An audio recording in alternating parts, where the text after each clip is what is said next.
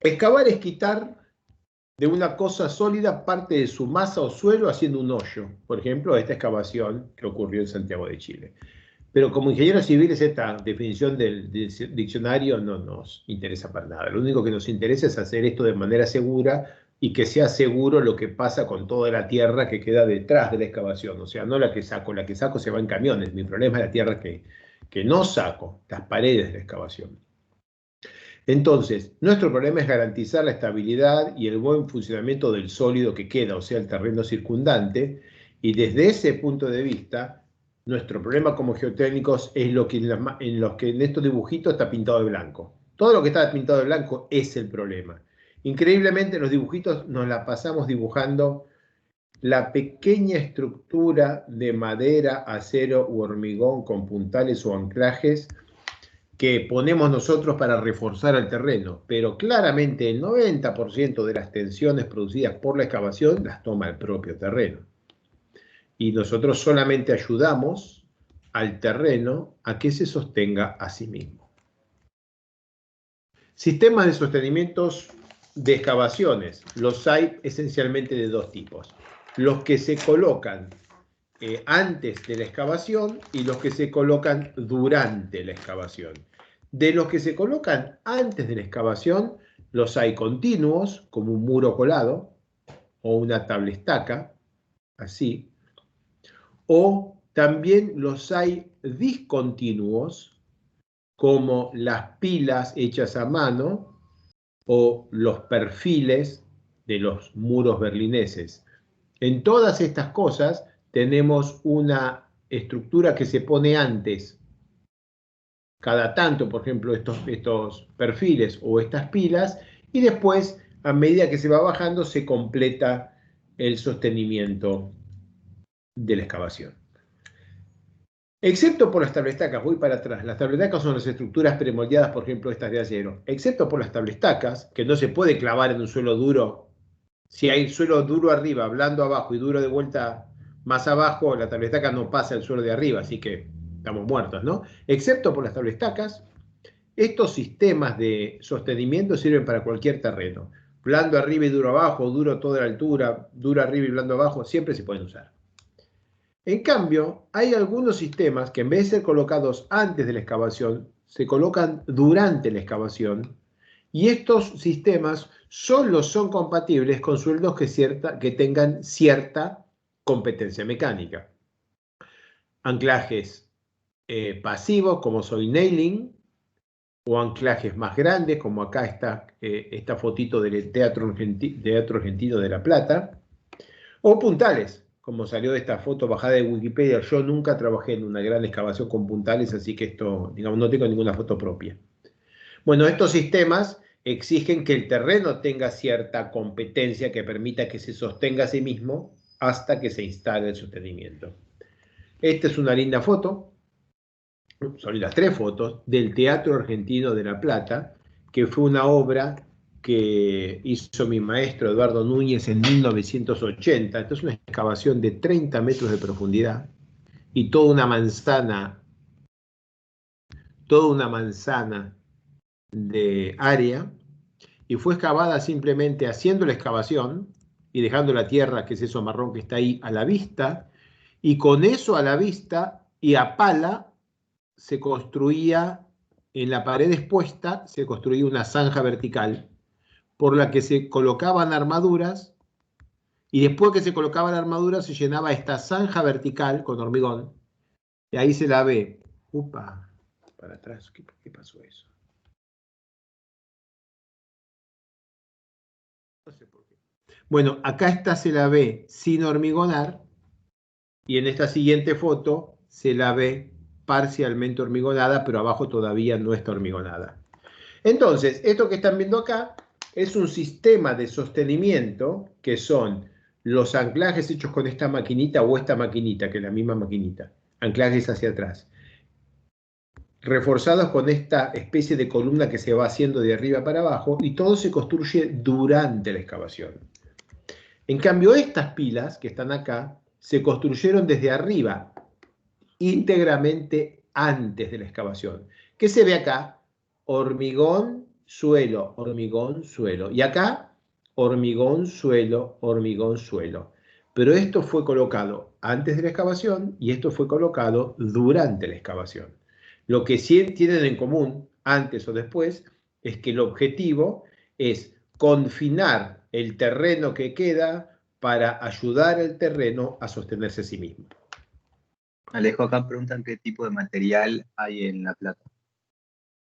Igual que el suelo de la ciudad de Buenos Aires, eso es básicamente pampeano, tosca.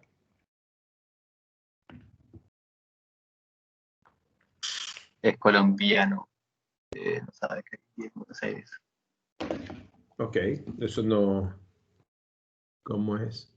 Me puedo imaginar si es de Bogotá, que debe estar viendo este suelo y envidiándolo, porque ellos tienen suelos atrozmente peores. Que nos cuente por el chat de dónde es.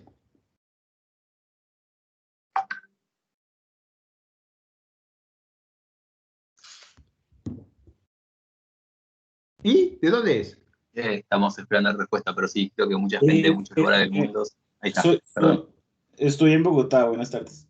Ah, y tú vives en la zona de Bogotá, porque en Bogotá tenemos una zona alta y una zona baja, y la zona baja tiene unos suelos atroces. Sí, estoy en una zona baja donde están los depósitos de arcilla de cientos de metros. Y, oye, y cuando tú haces un edificio ahí, ¿cuánto se asienta? Hasta 40, 45 centímetros. Mm. Hay algunos que ya no funcionan, que inclusive se asentaron 80, 85 centímetros, 1 metro. Y acá estás hablando con argentinos a los que si las cosas se le asientan 10 centímetros ya se cayó, 5 centímetros ya te hacen juicio. Por eso te preguntaba, solamente para que Sí, esa mi vean duda es cómo qué tipo de materiales. es. Igual voy a buscar por internet para entender bien. Ok.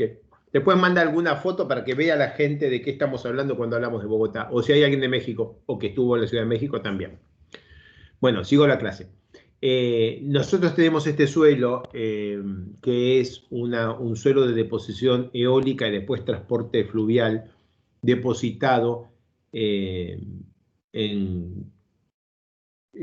ambiente de aguas tranquilas, expuesto al aire.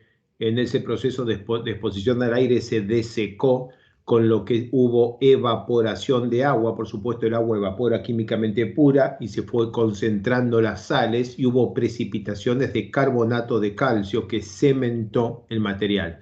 De manera que hablamos de un limo arcilloso preconsolidado por desecación, fuertemente cementado. Ese es el suelo del que estamos hablando y es un suelo que tiene altísima competencia mecánica hasta el punto que en la ciudad de Buenos Aires no se usa el ensayo CPT de cono porque no entra el cono en nuestro suelo.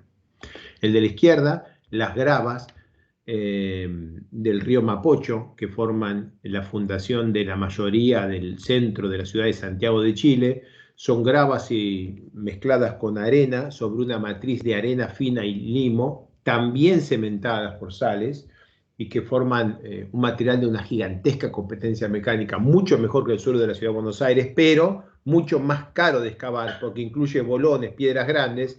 Entonces el suelo de la ciudad de Buenos Aires, voy para atrás, haces un anclaje con esta máquina, y esta máquina tiene este motor de 2 HP.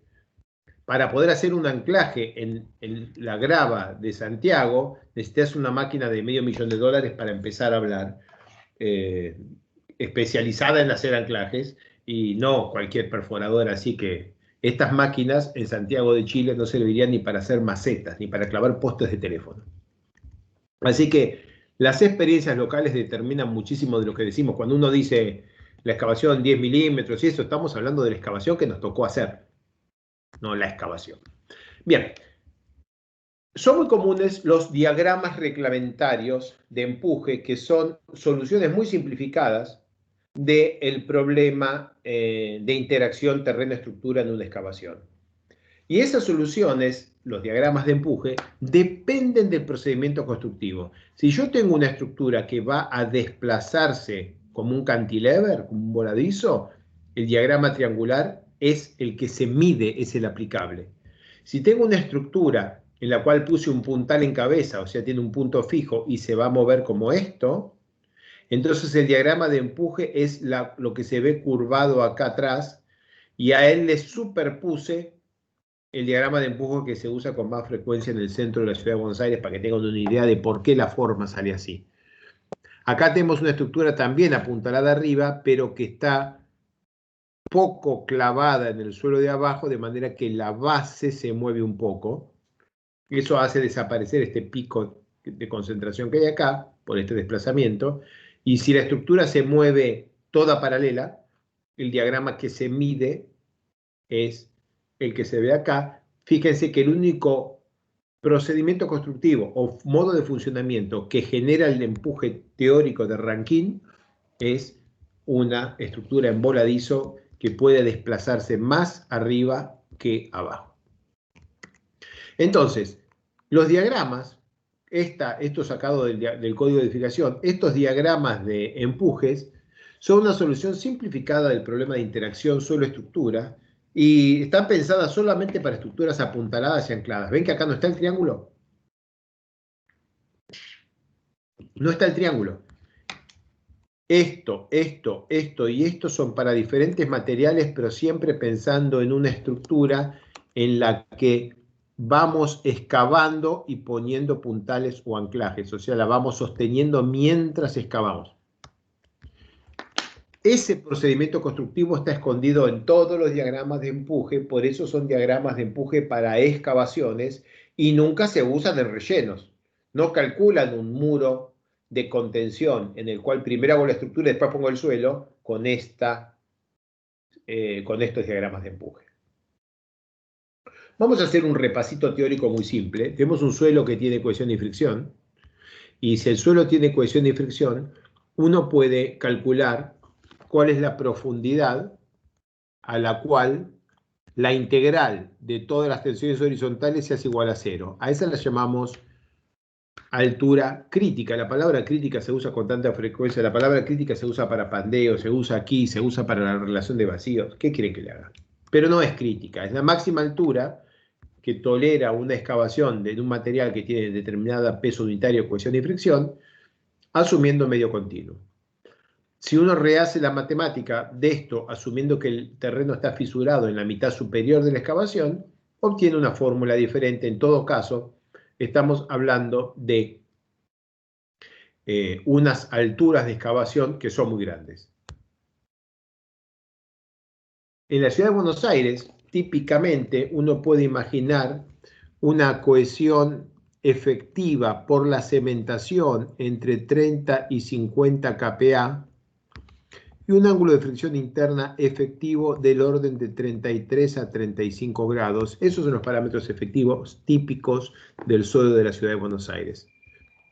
Si es así, entonces, si no estuviera fisurado, 4 por, tomo un promedio, 40 kilopascales sobre 20 kilonewton por metro cúbico, que es el peso unitario, y por la tangente de 45 más 34 sobre 2, esa cosa más o menos vale 3,5. Así que tengo 4 por 40, 160 sobre 20, 8 por 3,5, 25 metros de altura de excavación sin sostenimiento. La realidad es que el suelo de la ciudad de Buenos Aires está fisurado. Entonces, cuando rehacemos la cuenta, asumiendo una fisura hasta la mitad de la altura de la excavación, entonces todo es igual, pero en vez de 4 tengo 8 tercios, o sea, 50 sobre 3 da 17. 17 metros de altura máxima considerando fricción. Si ustedes hacen una excavación de 17 metros en el suelo de la ciudad de Buenos Aires, se cae.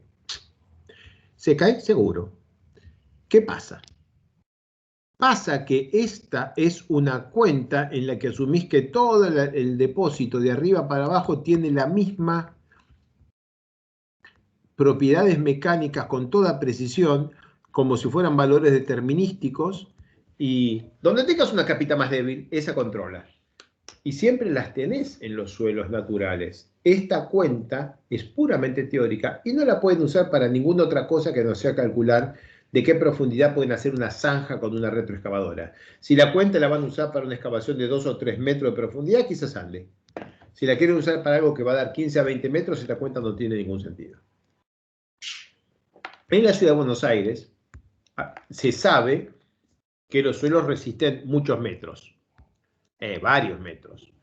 16, nada, tantos no, pero muchos sí. De manera que pasan estas cosas. Ya se sabe que si vos abrís una excavación grande en Buenos Aires, como está muy fisurado por el proceso de desecación que sufrió, el suelo se cae, se puede caer. No se va a caer todo, pero se va a caer un pedazo, y ese pedazo cuando se cae es suficiente para matarte a una persona. Entonces, la Ciudad de Buenos Aires declaró que no se pueden abrir excavaciones del lado mayor a 2 metros sin sostener. O sea, cualquier cosa que hagas de más de 2 metros, o sea, más que un pozo, le tenés que poner un sostenimiento mínimo para que no se te caigan fragmentos, porque el suelo está fisurado. Pero la gente entendió mal estos 2 metros y entonces declara que el ancho máximo puede ser hasta 2 metros, porque lo dice el código. Y entonces agarran este tremendo pedazo de tierra que tiene 3 metros así, 2 metros así y capaz que 6 metros para abajo, todo este enorme pedazo de tierra que se llama batache, y ponen un andamio y ponen un tipo acá entre este batache y este otro si está del otro lado, y el tipo está con 6 metros de tierra a la izquierda, 6 metros de tierra a la derecha, el pobre humano paradito así, pero esto mide 2 metros para que no se le caiga el frente. Así como lo escuchan, esa es la práctica hoy. El riesgo de que se le venga esta tierra encima es enorme, mucho más que se le venga la tierra de adelante. Sin embargo, bueno, ahí estamos, esto es la práctica común. Miren qué lindo el suelo de la Ciudad de Buenos Aires, se corta como un queso y permite hacer esas geometrías tan lindas. La mayor parte del tiempo quedan así de bonitas. Y como el suelo está efectivamente cementado y está parcialmente saturado y tiene succión, se quedan ahí lo más bien. Lamentablemente andamos sin, en el curso le hemos agregado material, así que ya no tengo tiempo para poner casos de obra. En versiones anteriores, y van a encontrar grabados en las clases que están publicadas, hay algunos casos de obras, de excavaciones, de cosas así, que son lindos, pero no nos da el tiempo. Este curso se ha quedado sin los casos de obra.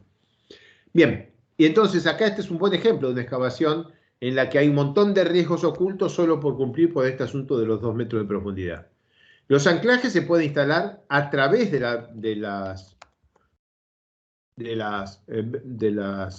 los bataches. O sea, yo fabrico esta cosa extraña de tierra, pero es de tierra.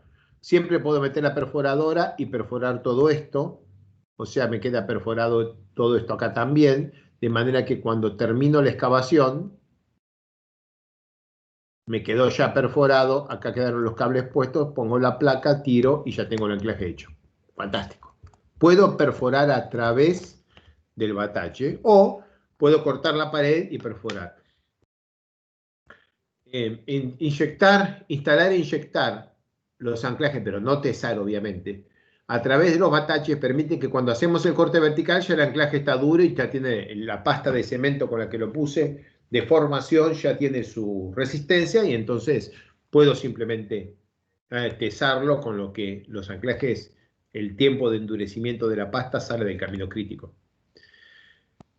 Típicamente, cuando en la Ciudad de Buenos Aires, cuando excavamos uno de los tramos verticales, instalamos ahí el pedazo de muro que queda. Y acá hay una batalla con los arquitectos atroz. Yo tengo, este es el límite de mi predio, entonces el arquitecto dice, acá usted puede poner 30 centímetros de hormigón para sostener el vecino, y acá ya le pongo la culata del automóvil en el estacionamiento, y estas son las luces del auto. Y vos le decís al tipo, mira hermano, para hacer las cosas bien, yo necesito en el límite del vecino poner 10 centímetros de hormigón proyectado bien hechos, poner unos anclajes, después acá quizás, si quiero hacer las cosas bien, quizás quieras poner una membrana hidrófuga en el hormigón proyectado, y después quiero poner sólidos 30 o 40 centímetros de hormigón bien hechos, con las armaduras continuas, hechas todas de abajo hasta arriba, bien prolijas, con armadura longitudinal continua, para tener un muro bien hecho. Y el arquitecto te dice, bueno, pero un momentito, porque usted lo que acaba de hacer me rompe las luces del automóvil. Y vos le decís, correme el automóvil, son 10 centímetros, hermano. Te dice, no.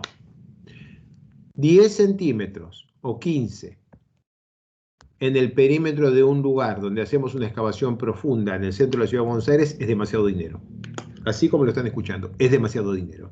Y entonces, como no se puede poner primero el hormigón proyectado y todo bien, se termina poniendo el pedacito del muro definitivo con todas las armaduras que va a necesitar cuando tenga la presión del agua afuera y estén todos los autos cargados ahí y toda la torre encima. Todas las armaduras esas hay que ponerlas ahí, en esta cosita de 2 metros. Imaginen lo que es la continuidad de las armaduras horizontales, siendo que cada pañito se hormigona dentro de esta zanja vertical que son los bataches. Todo un problema. Quiero además hablarles de mal versus mejor. ¿Qué es eso? Tengo vertical, tengo un anclaje, tengo otro anclaje, me tiento y pongo una única placa de anclaje que los agarra los dos. Así ya la dejo hormigonada bien. Me tenté. Entonces ahora el anclaje lo cargo con una carga de tesado de 70 toneladas, 700 kilonewton. Acá también le pongo otras 70 toneladas. Y como esta pieza mide 3 metros de altura, muchachos, es una base vertical, pero es una base de 3 metros de altura con dos cargas de 70 toneladas. Esa base, ahí donde la dimensionan, les queda con un montón de armadura acá, porque el diagrama de momentos sale así, y le queda un montón de armadura de la cara interior ahí. Si este mismo problema lo resuelven con dos placas de anclaje aisladas, una para este y otra para este, para el terreno es lo mismo, pero esto le queda dos pequeñas capitas de armadura acá y nada de armadura del lado de atrás, porque estamos hablando básicamente de esta estructura. Esta armadura que queda acá es la más grande que va a tener la pieza en toda su vida. Ninguna de las solicitaciones en servicio después de construir el tabique es tan grande como la armadura del lado de acá que tiene esto por haberlos puesto juntos. Este es mejor que este. Vieron de esas cosas que son simplemente gajes del oficio. Ahí tienen cómo hacemos las cosas ahora y que hay que mejorar. Acá alguien tuvo tiempo y se vino y se hizo esta zanja espantosa y acá puso estos tablones. Este tipo que viene caminando por acá arriba, camina por acá sobre estos tablones y va del otro lado y no sabe lo que tiene abajo. Lo que tiene es una excavación de 2 metros y algo con un tablón puesto arriba apoyado en dos terroncitos de tierra y aquí está la bajada de la escalera. ¿La ven la escalera?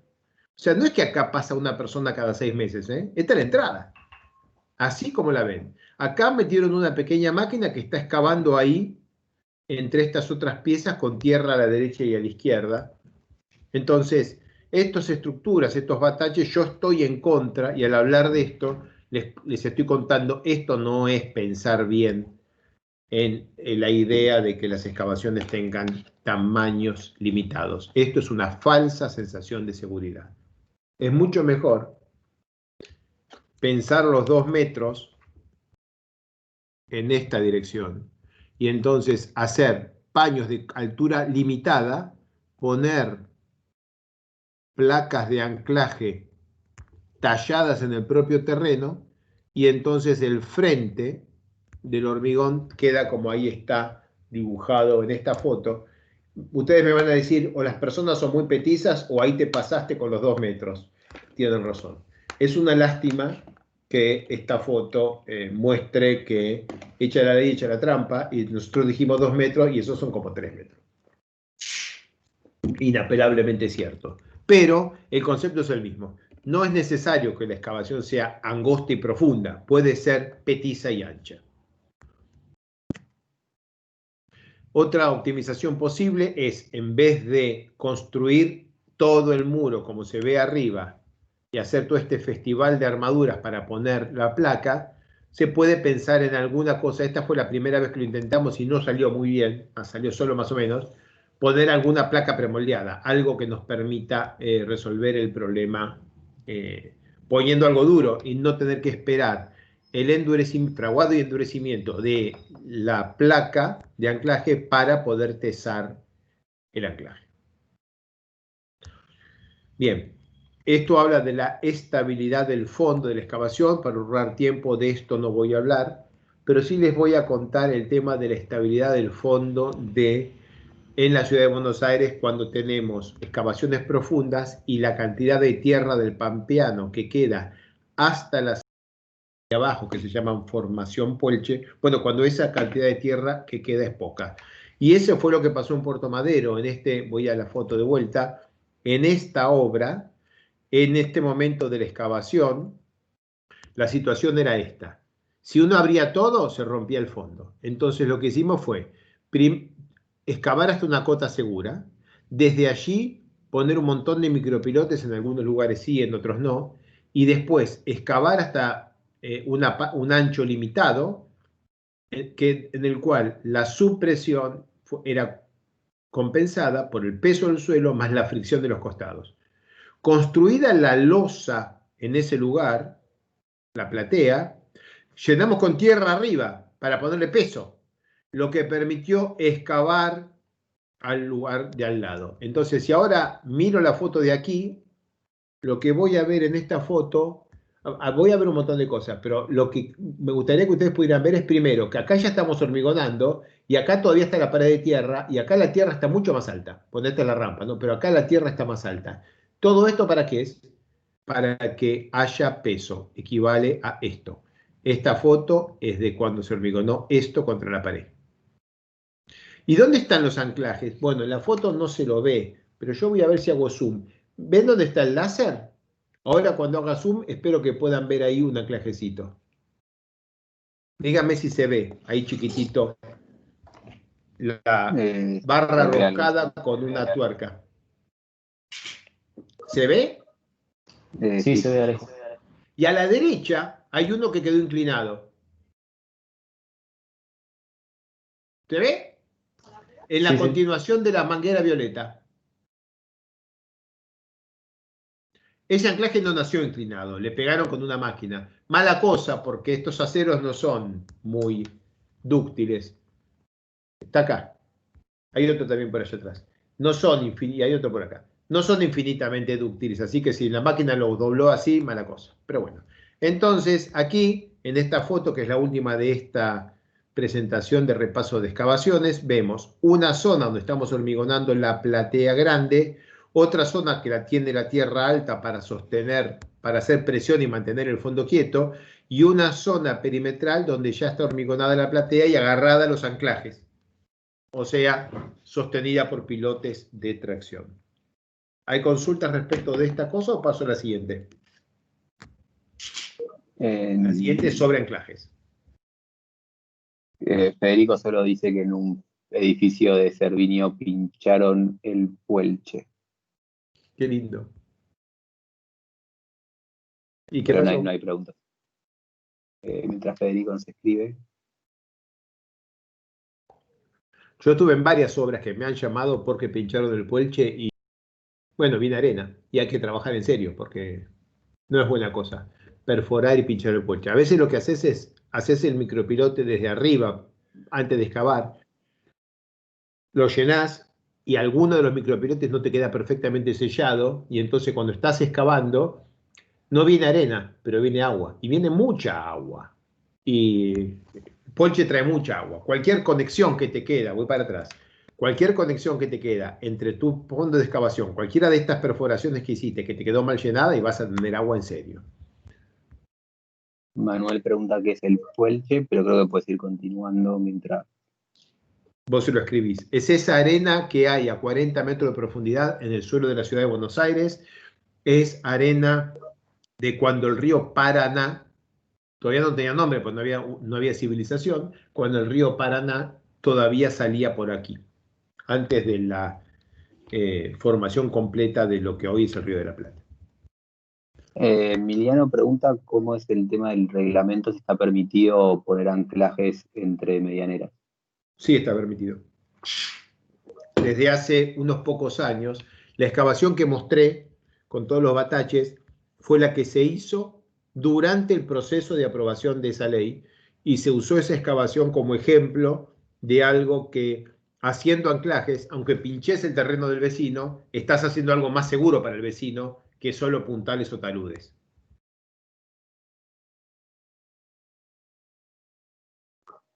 Dice Ok Emiliano, y después, para tu curiosidad, Federico dijo que cuando pinchaban el puente tuvieron que cambiar todo el sistema de bombeo, sacaron toda la arena y se pusieron a inyectar mucho hormigón. Después bueno. hicieron la losa de supresión. Qué bueno, qué bueno. Es bueno porque eso mejora la economía de Loma Negra. Bien, vamos a repasar anclajes. Esto es solamente informativo, no es geomecánica computacional, voy a ir rápido, pero por supuesto párenme con cualquier pregunta. ¿Qué son los anclajes? Es una estructura de fundación que trabaja tracción. Acá hay un anclaje de barra, uno de cable pretensado, una hélice, una placa.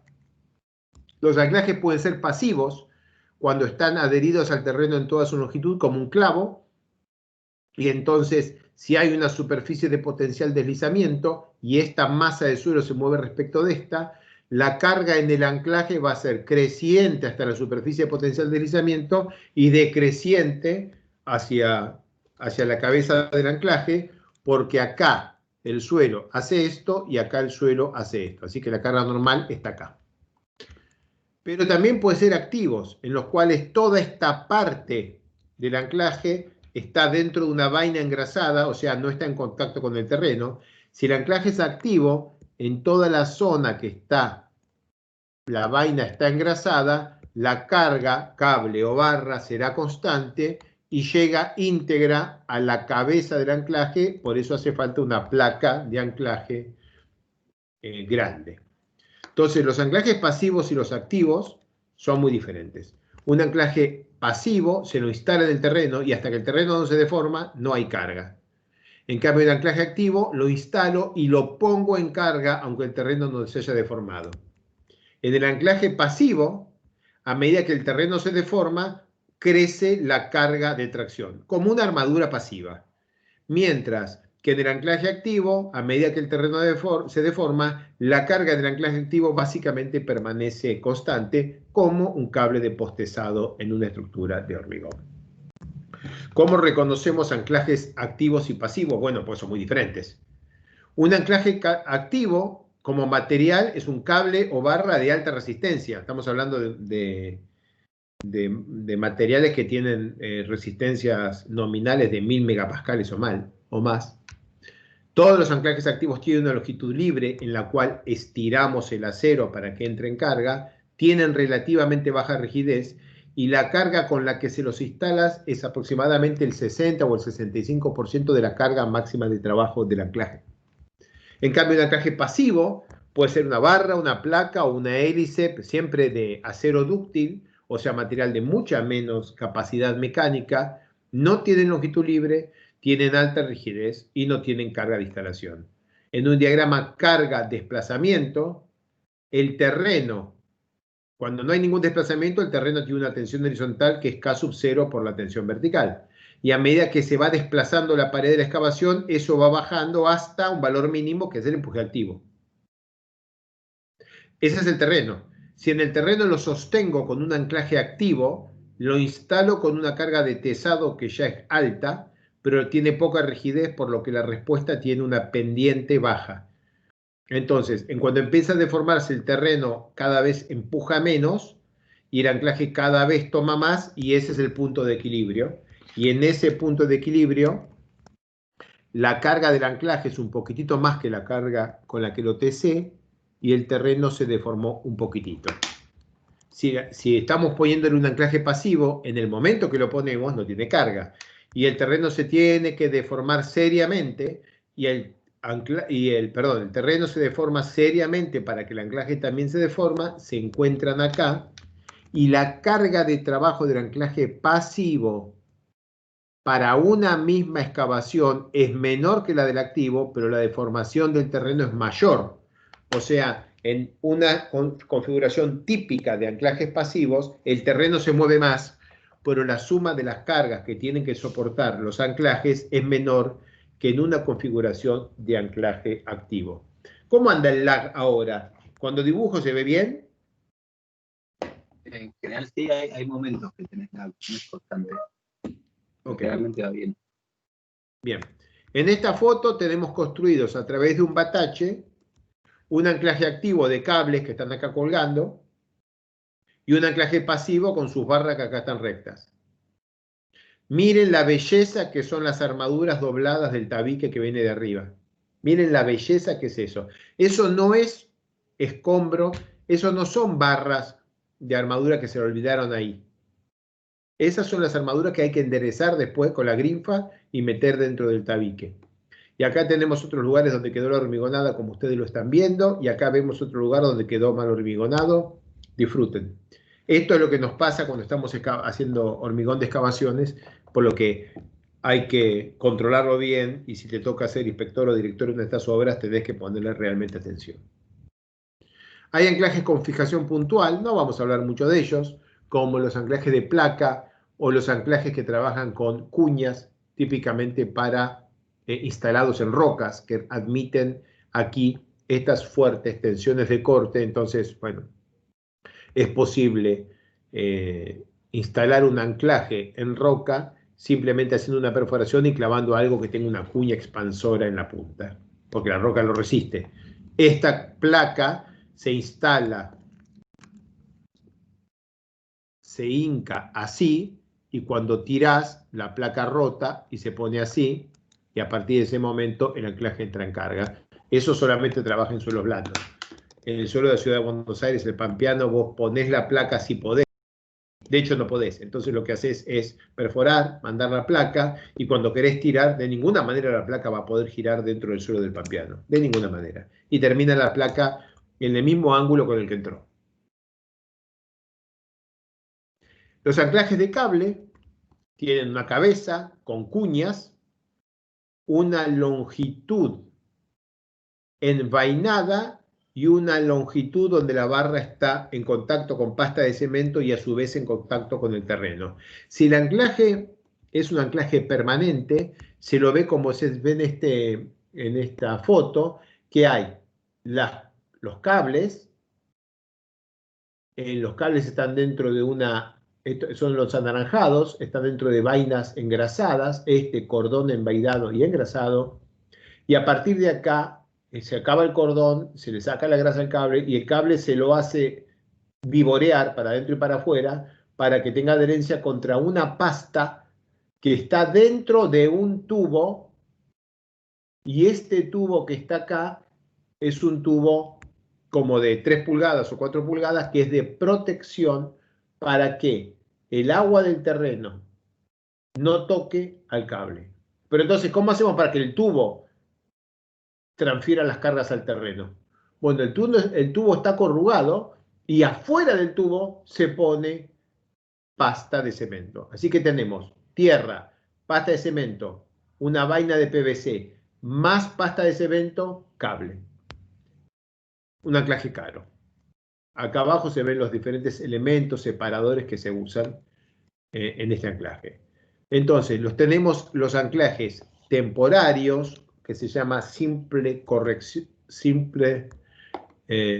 protección anticorrosiva, en la cual simplemente tenemos los cables en la zona envainada y engrasado, y atrás los cables rodeados de pasta pero expuestos al terreno. Entonces, en esta estructura, suelo, pasta, acero, perdón, en este lugar se ve, que es donde, acá están en la zona envainada con la longitud libre, pero acá tengo suelo, pasta, acero. Estos anclajes tienen una vida útil de 2 a 3 años. Si queremos que el anclaje sea permanente, tengo que tener suelo, pasta, plástico, pasta, acero. De manera que el medio ambiente está aislado del acero que está a tracción a través de dos elementos que son la pasta pasivante y esta vaina plástica. En los anclajes de barra es lo mismo, acá se ve la fotito de del plástico, o sea, de lo que va por afuera, y esta es la foto de la barra, y ese es un anclaje ¿cómo es? De doble protección. También acá los hay de simple protección anticorrosiva y de doble protección anticorrosiva.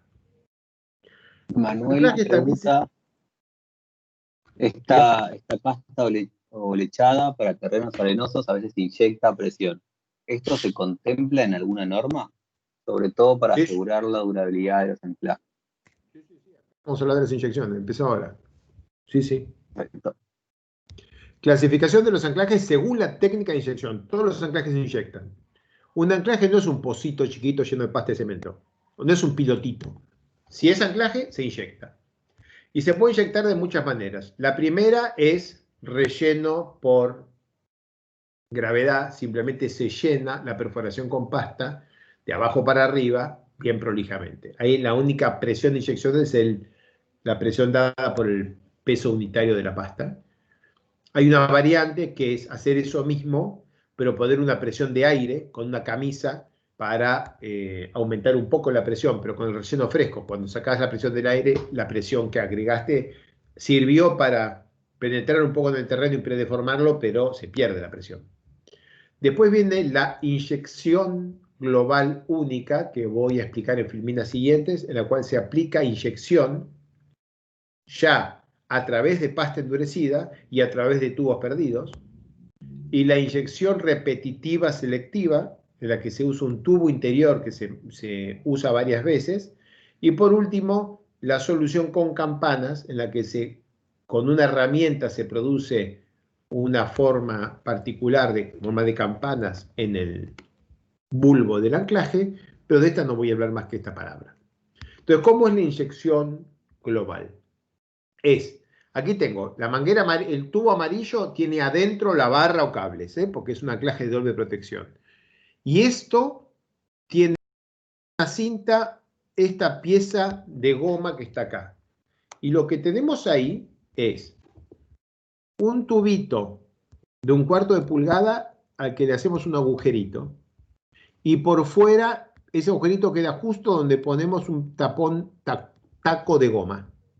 Y al taco de goma lo atamos al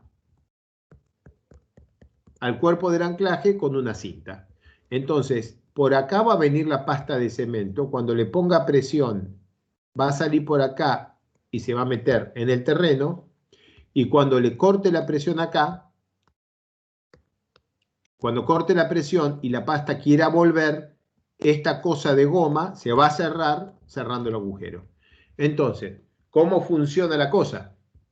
Para la inyección, tapo con el dedo acá, inyecto pasta, la pasta levanta presión, sale por los agujeritos, sale, pega la vuelta, sale, quiere seguir porque está cerrado. Y después corto la presión, saco el dedito de acá e inyecto agua limpia. El agua limpia lava la manguera y me la deja suficientemente limpia como para poder hacer este ciclo de inyección varias veces. Se llama inyección global porque la presión se aplica a la vez en todos los agujeritos del tubo. En este y en este en el mismo momento. No puedo controlar cuál abro y cuál no abro. O sea, no puedo controlar dónde va la pasta. Si alguno de estos quedó en un suelo muy blando, probablemente en las primeras rondas de inyección toda la pasta salga por ahí. Entonces, la secuencia es: perforo,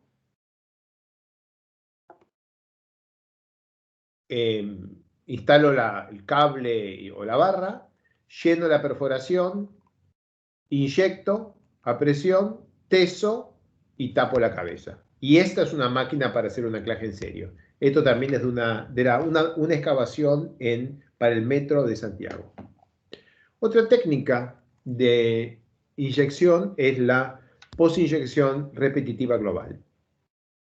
Y esta posinyección es básicamente limpiar este tubito y hacerle varios ciclos de inyección. Inyectas una vez, esperas que se endurezca la pasta que inyectaste, pero claro, limpias con agua el tubo, inyectas de vuelta 2 o 3 veces. Entonces la secuencia sería, conecto la manguera de lechada, la lechada entra sin presión y sale hasta que sale lechada limpia por la otra puntita. Cierro con una, le hago ¿cómo es? Con una valvulita cierro esto, es, como el área de la manguerita es muy chica, aunque la presión es como 40 bar, la fuerza total que tengo es muy poquita, o sea que puedo doblar la punta de la manguera y atarla con un alambre que va a funcionar.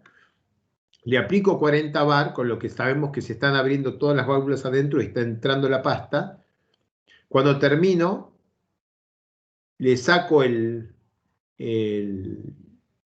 la línea de inyección de pasta, conecto agua, abro la otra válvula y veo salir agua hasta que sale agua limpia. Acabo de lavar totalmente la manguerita y me queda lista para mañana o pasado hacer otra ronda de inyección si es lo que deseo hacer. Eso es la inyección global. La inyección selectiva se basa simplemente en usar dentro de la perforación, voy a hacer la perforación más grande, dentro de la perforación se pone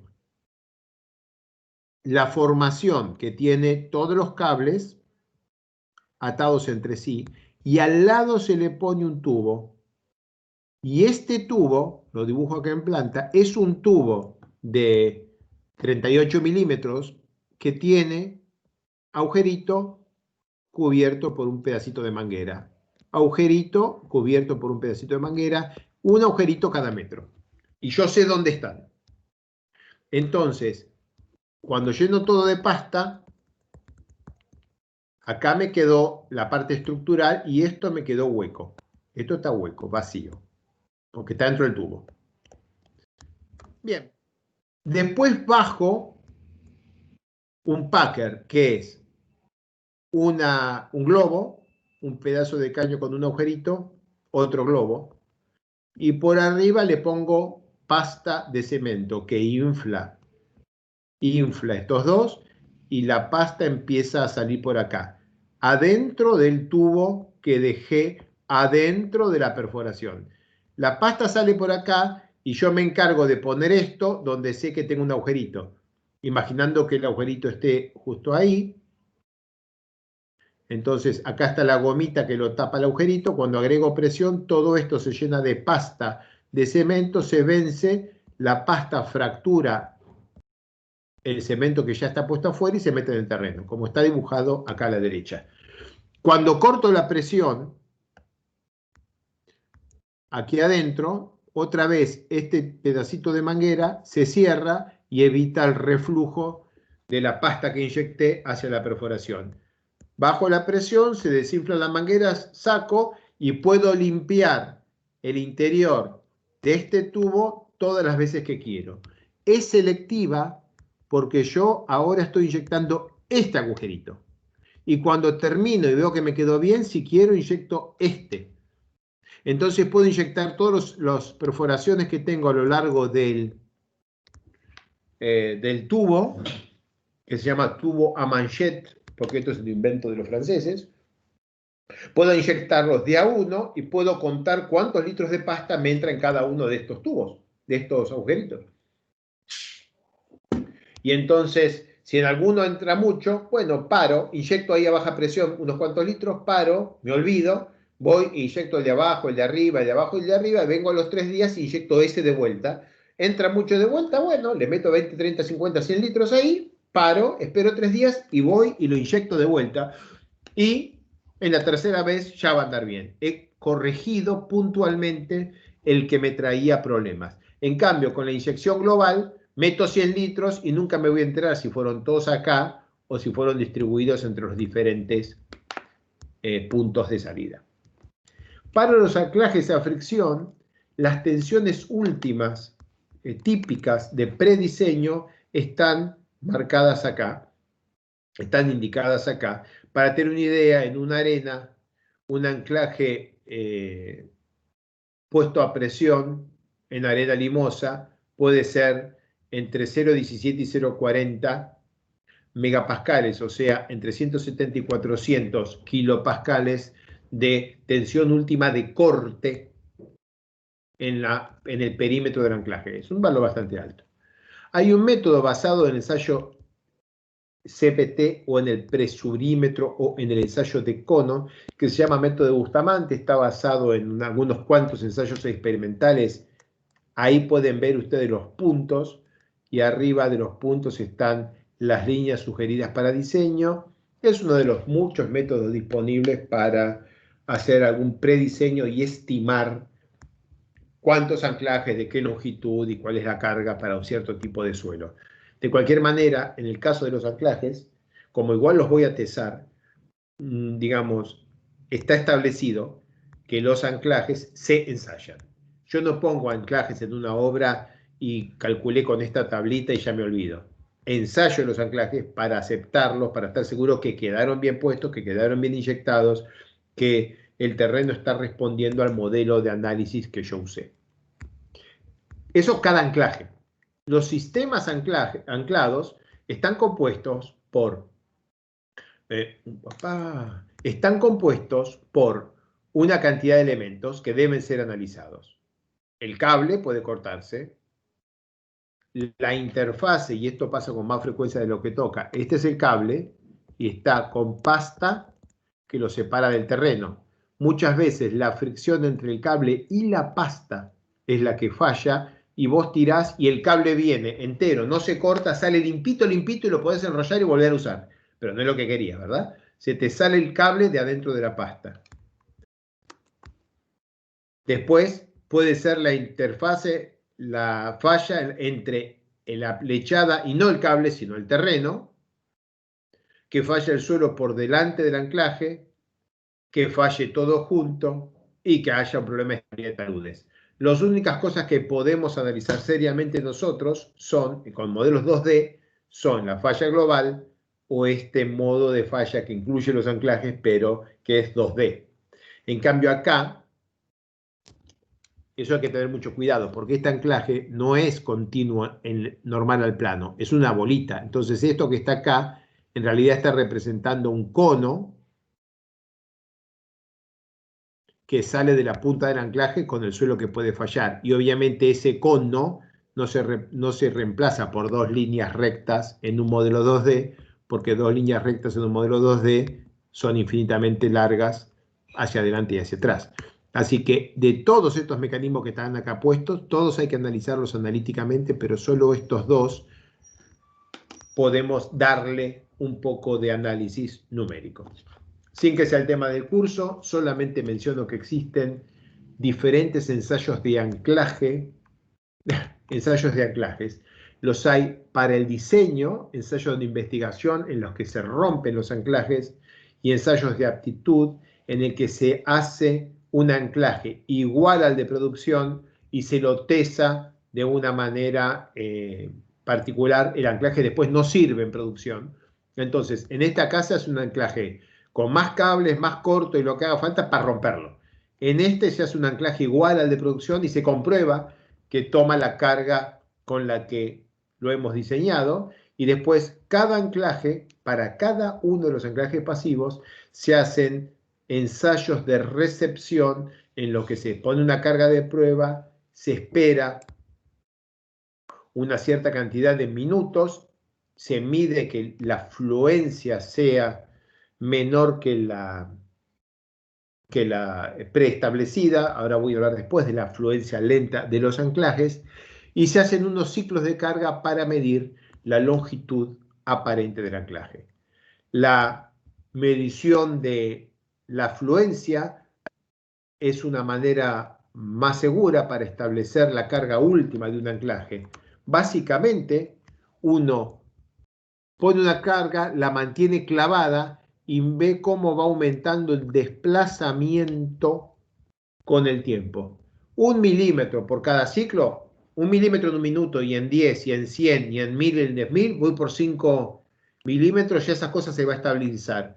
2,5 milímetros por ciclo, es bastante probable que ese anclaje termine saliendo y se termine rompiendo. No soy un experto en esto. En la oficina tenemos a Alfredo López, que es el máximo experto que hay en Argentina sobre este asunto, así que cualquier duda al respecto de esto, ustedes le escriben a Alfredo y no a Alejo. Acá les doy un ejemplo de ensayo de arrancamiento. Esto porque está azul, ¿eh? Tengo que hacer una raya y después por la raya. Lo mismo para los ensayos de arrancamiento de los pernos en roca. No hace falta hablar mucho de esto. Se imaginan que es también un ensayo para medir la interfase entre barra y lechada y entre lechada y macizo rocoso. Acá tengo fotos regaladas por cortesía del ingeniero Flores de la Universidad de La Plata. Él trabajó mucho en subterráneos igual que yo, pero él fue siempre prolijo y se molestó en sacar fotos. Acá podemos ver una perforación que tenía que estar con pasta de cemento llena y con una barra de anclaje, y la barra que quedó en el fondo. En vez de quedar centrada la barra, quedó simplemente apoyada en el fondo de la excavación. Acá vamos a ver un relleno defectuoso. Esto debió haber sido llenado de abajo para arriba, perfectamente lleno con pasta de cemento, y en esta excavación se ve que acá toda esta parte del anclaje simplemente quedó sin llenar.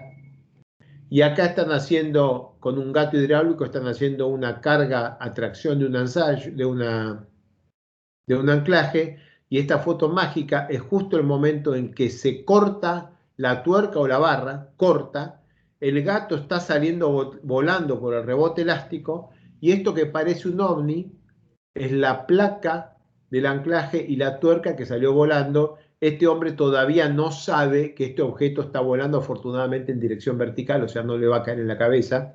Es una foto muy linda de Roberto, creo que él mismo la sacó, anda a saber hace cuántas décadas. Se le nota la foto que no es nueva y que no tiene 20 megapíxeles. Si no hay dudas, voy al último tema de la clase de hoy, antes que se nos haga tarde.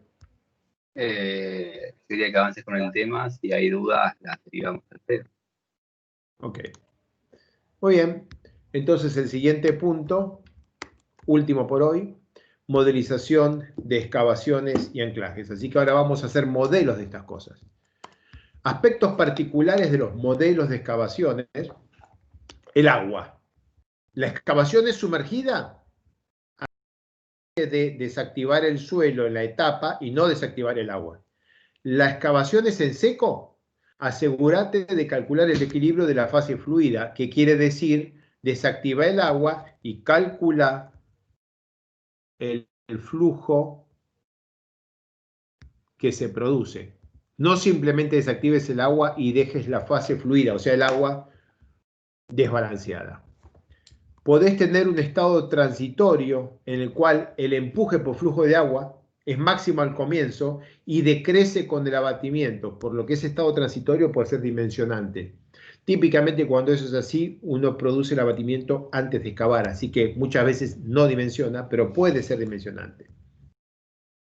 En las excavaciones hay que verificar la estabilidad de las etapas intermedias, analizar la falla de los elementos estructurales, y un tema importante, si uno va a medir el comportamiento de la excavación versus lo modelado, típicamente en puntales la carga más grande que tiene los puntales es la carga térmica. El puntal es una barra de acero larga entre dos paredes muy rígidas, que son las dos paredes de una excavación, y está el sol. Y típicamente lo dejan sin pintar, el caño fierro. Entonces, al sol esa cosa tiene 40 o 50 grados de salto térmico, que cuando hagan la cuenta lo multiplican por alfa, el coeficiente de dilatación y la longitud, y van a ver que el anclaje, el puntal se quiere estirar 6 o 8 milímetros. Cuando vos quieras empujar para afuera 6 o 8 milímetros la pared de excavación, te vas a enterar que la pared te dice que no. Punto. No. Entonces los anclajes, pero los anclajes no, los puntales, quedan sometidas a cargas de compresión gigantescas y pueden pandear. Hay casos de puntales que pandean por el sol, no por el empuje de los suelos, por el sol. El suelo no empuja, el sol pandea el puntal. Eso puede pasar. Bueno, esta es una repetición que ya expliqué de una secuencia constructiva en 2D y esta es una secuencia constructiva en 3D. ¿Para qué hacer 3D? Para algunas solicitaciones estructurales solamente. Para desplazamientos, un modelo 2D y un modelo 3D para los desplazamientos de la pared y cuánto se asienta el vecino, da lo mismo que sea 2D o 3D. Este es 3D y se puede dar cuenta solamente porque acá está en perspectiva en la excavación para atrás, y también se puede dar cuenta porque tiene muy pocos elementos y poca resolución el mapa de desplazamientos. Para los elementos estructurales, claro, 3D superior a 2D. Acá tengo los diferentes anclajes activos, los diferentes anclajes pasivos, los diferentes pilotes con sus diagramas de momento y esfuerzo normal, y todo eso solamente lo puedo calcular así en 3D. Nunca voy a poder calcularlo en 2D con esta resolución. ¿Hay alguna consulta? ¿Escuché un ruido? Creo que no. Ok, sigo entonces.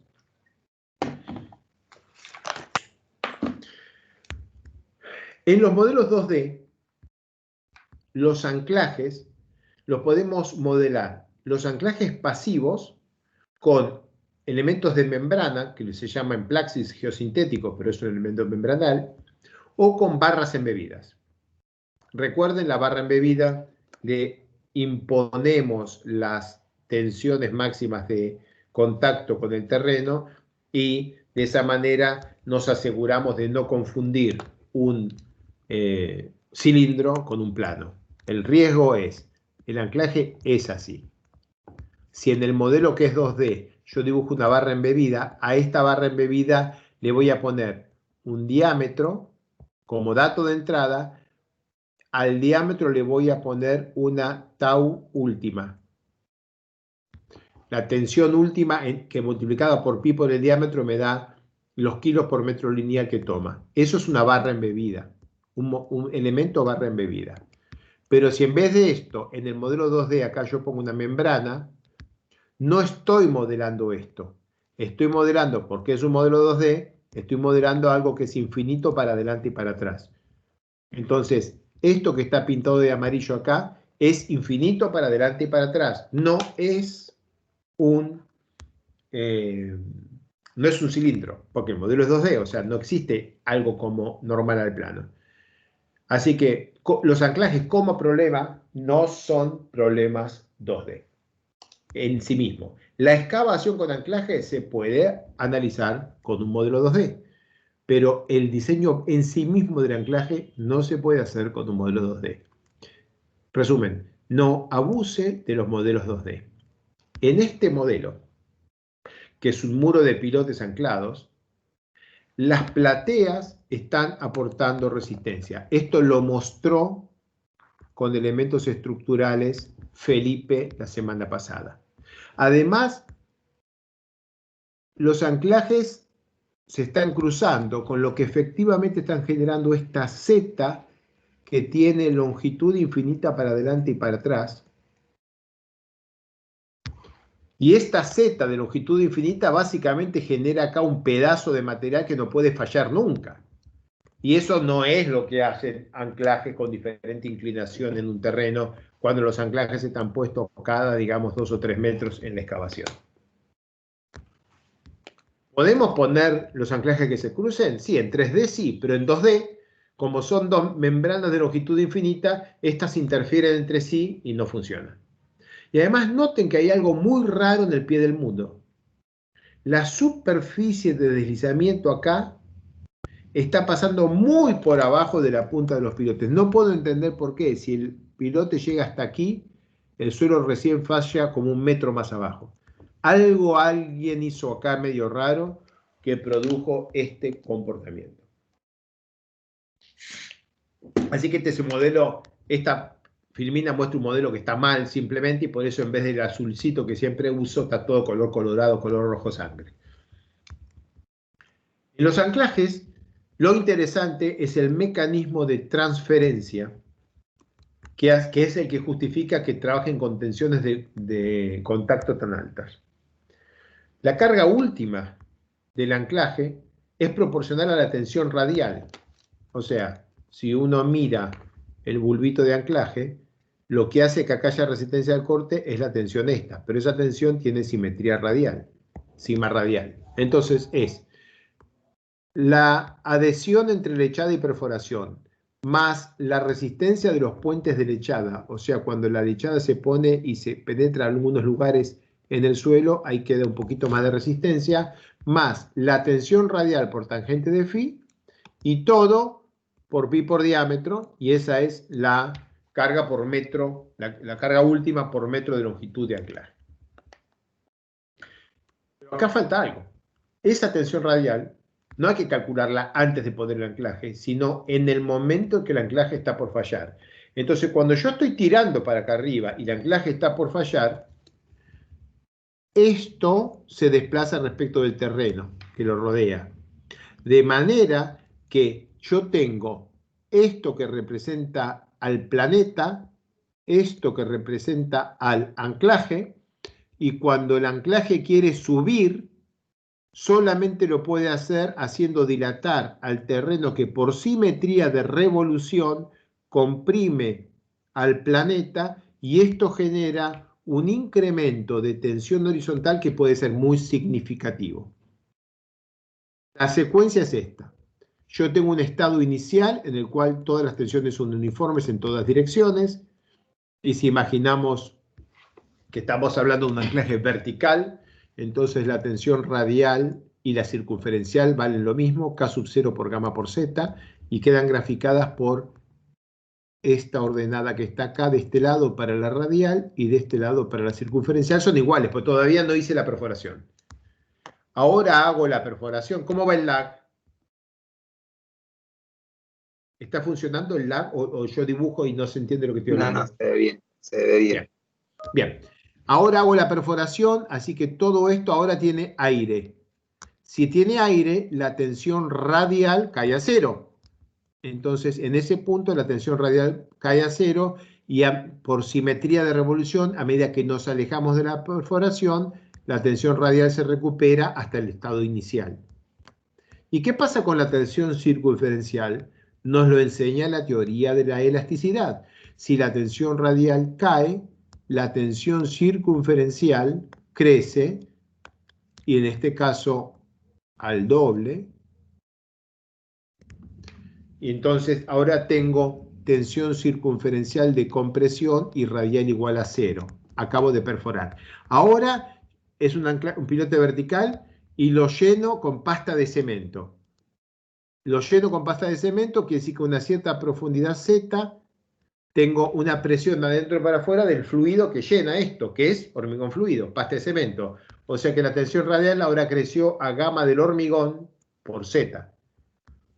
Y eso es más que la tensión original. O sea que la tensión original estaba acá, cayó hasta acá y ahora crece hasta acá. Cuando la tensión radial crece, teoría de elasticidad nos dice que la tensión circunferencial baja. La tensión circunferencial estaba así, creció hasta acá y ahora decreció hasta aquí. De hecho, si yo pongo una presión muy alta en la pasta, esa presión va a generar que la tensión circunferencial cambie de signo a tracción, se forme la fisura, lo que es una incipiente fractura hidráulica con la pasta, y la pasta penetre. Es uno de los muchos mecanismos de inyección. Y después de eso, después que pasó todo eso, vengo con la otra manguerita y le pongo una presión radial brutal. Una presión radial brutal genera una tensión de tracción circunferencial en el terreno, de manera que la posinyección agrieta el terreno y manda pasta para afuera. Acabo de posinyectar el anclaje y ahora la presión que queda clavada, la final, es así de alta. Es una buena fracción de la presión de posinyección que puse. Esa es la presión radial al final del camino. Y es esta la que hace que los anclajes tengan una fricción de trabajo admisible, o como quieran ponerle, relativamente alta, mucho más que los pilotes en el mismo terreno. Bien, acá están los mecanismos de transferencia de anclajes en placa. Como quiero terminar justo a las 8, me lo voy a saltear. Y voy a hablar ahora de la eficiencia de un anclaje de fricción. En un anclaje de fricción,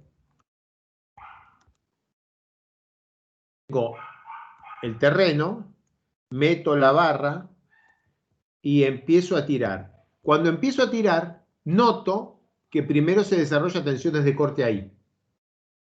Después crecen las tensiones de corte hasta que se alcanza la falla y entonces va a quedar más o menos así.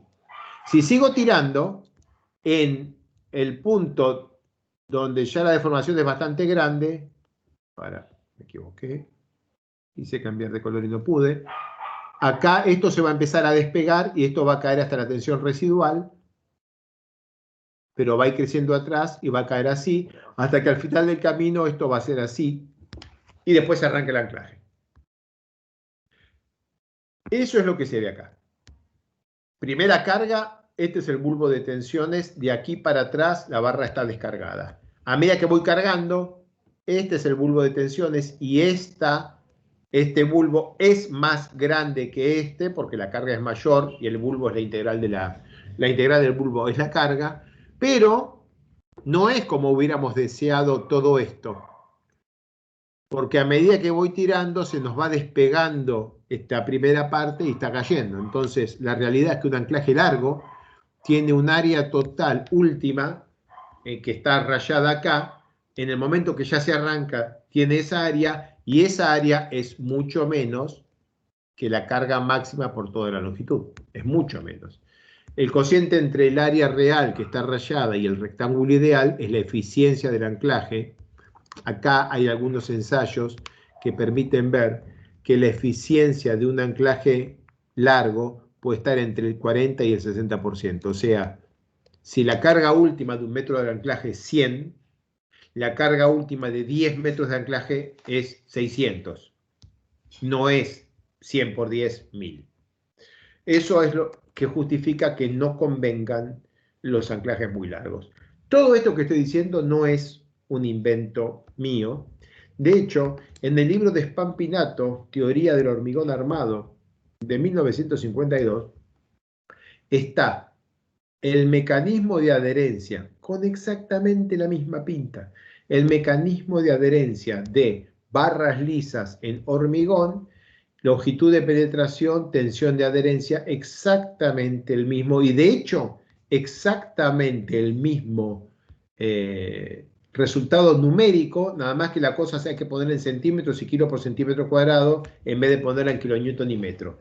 El mismo problema, descrito por Spampinato para los anclajes, para el anclaje de barras de acero lisas en hormigón.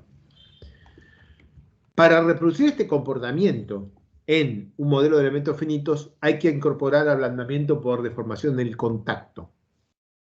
Y eso, si tenés el elemento de interfaz que permite la deformación, la deformación por ablandamiento del contacto, podés hacerlo porque este ablandamiento no genera dependencia de la malla, porque el ablandamiento ocurre a lo largo de una línea y no de un elemento de volumen. Es un poquito técnico, lo vamos a ver más adelante en el futuro, pero en todo caso, tienen hoy la capacidad de poner, este comportamiento en la interfase con una resistencia residual. Eso pueden hacerlo si quieren simular simplificadamente este mecanismo que aquí estoy describiendo. Hay unos anclajes interesantísimos en los cuales en vez de tener todos los cables de la misma longitud empotrados de punta a punta, se ponen algunos cables con una longitud empotrada corta, otros cables con una longitud empotrada corta más atrás en la misma perforación, otros más atrás y otros más atrás. De manera que en vez de tener un anclaje de 8 cables, tengo 4 anclajes de 2 cables cada uno. Estos 2 cables tienen esta longitud y tienen esta forma. Los otros dos cables están atrás y tienen esta longitud y esta forma.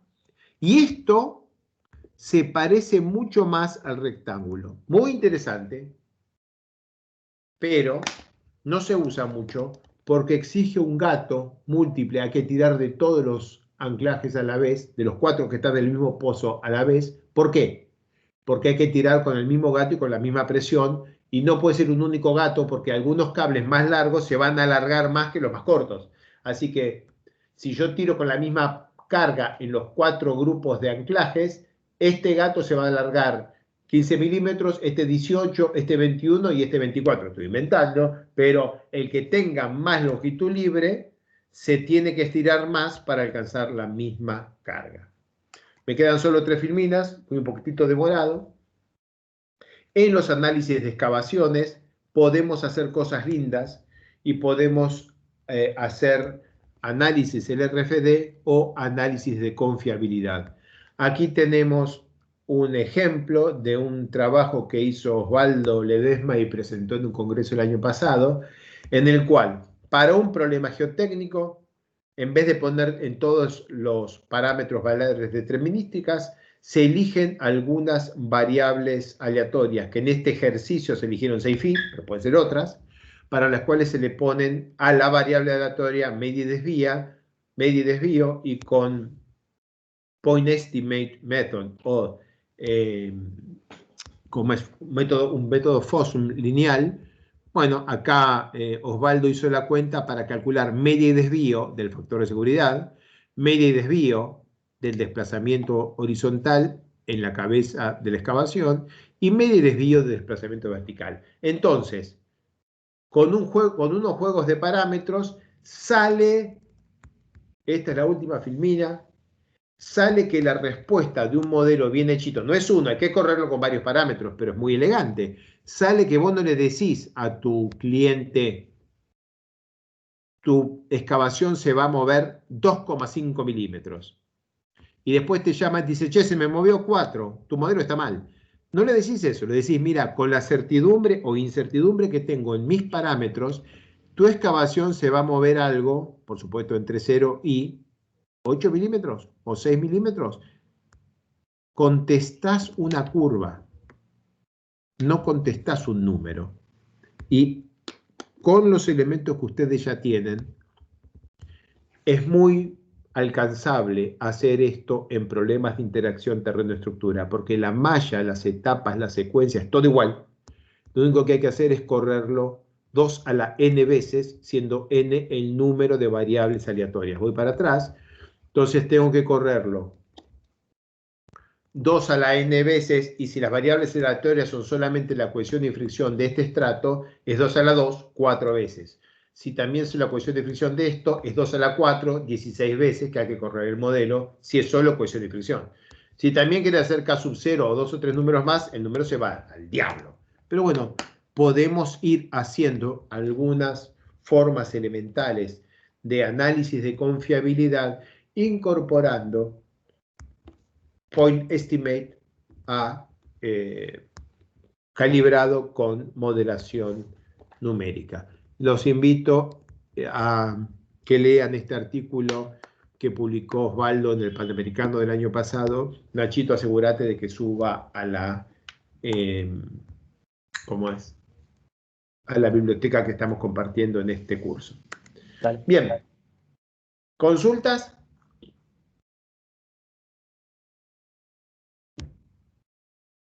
Por ahora no. Si quieres darle un segundo a ver si alguien escribe, pero nadie había hecho ninguno.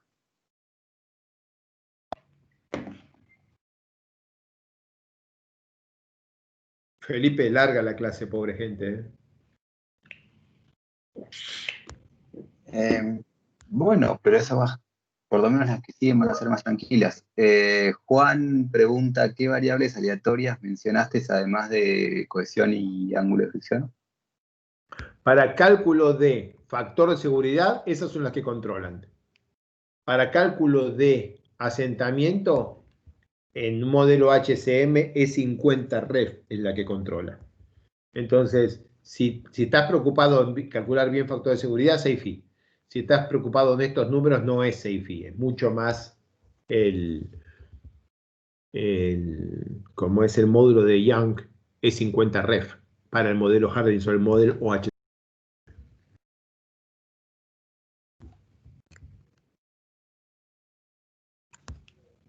Y Camilo pregunta, ¿esto de la distribución es aplicable a deformaciones SSR o cualquier otro resultado, no? Sí, es el concepto se aplica igualmente a cualquiera de estos,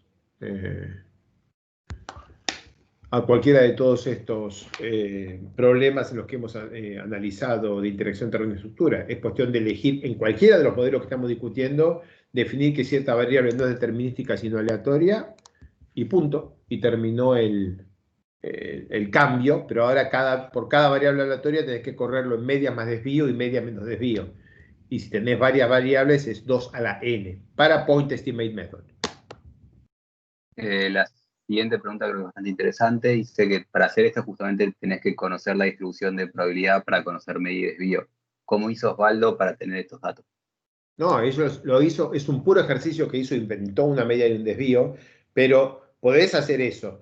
Vos vas al terreno y haces unos cuantos ensayos SPT y haces unos cuantos triaxiales y un par de cosas más, y podés estimar hasta qué punto un cierto parámetro, por ejemplo el ángulo de fricción interna, estará entre 32 y 35 grados o entre 21 y 45. Vos lo podés acotar. Y si vos notás que todavía está demasiado ancho, siempre podés volver al terreno y hacer más ensayos para acotar las variables que tienen más incertidumbre.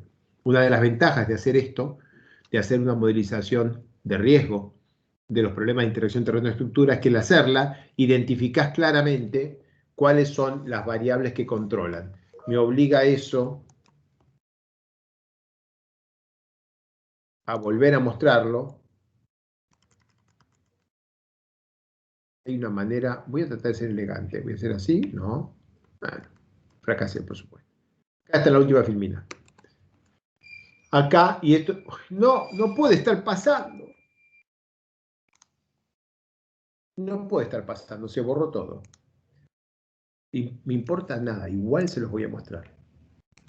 ¿Saben qué voy a hacer? Voy a entrar aquí, ustedes están viendo la pantalla todavía, entro así, como estoy cansado, ya no voy a intentarlo más, voy a la última filmina, y en esta última filmina muestro acá. Esto es una salida que está disponible en el propio Plaxis, ya no tengo puntero láser, pero ustedes ven la crucecita, y muestra cuál es el impacto de cada una de las variables aleatorias en el factor de seguridad, UX y UI, en este caso, que son las tres cosas que estamos calculando.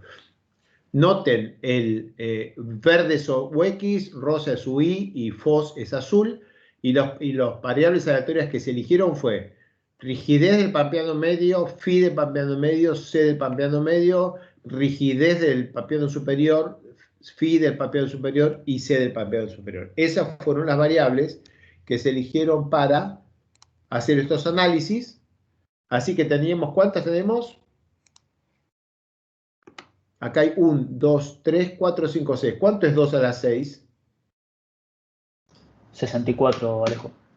Fantástico. Ya tiene el paper disponible. Ok. Bien. Yo creo que se merecen otros 10 minutos de descanso y después trabajan en lo que sea hasta las 9, ¿de acuerdo? Me parece muy coherente. ¿Sabés qué podemos hacer? Solamente para que la gente sepa